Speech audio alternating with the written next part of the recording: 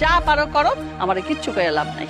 হ্যাঁ শুনাছেন পিপলা গগু, তুঙ্গ মুখ কেমনে বন্ধ করতে হয় এইটা আমি ভালো করে জানা আছে।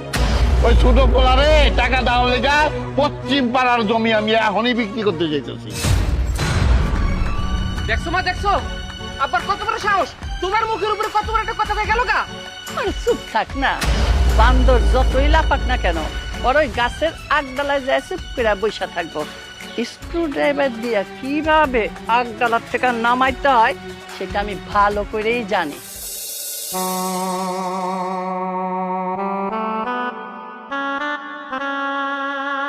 এই জমিদারের বউ, 4-5টা প্লেট মাজতে কি এত টাইম লাগে? বাকি কাজ কখন করবে? হ্যাঁ,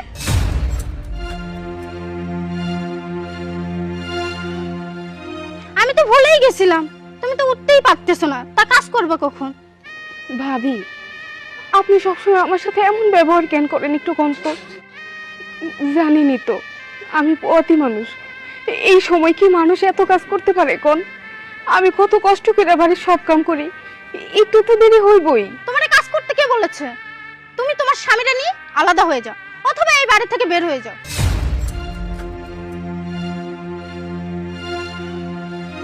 তোমাদের দুজনেরই তো সংসার চলে না, এর ভিতর নিচে একটা বাচ্চা, আরে এটারে খাওয়াবা কিভাবে?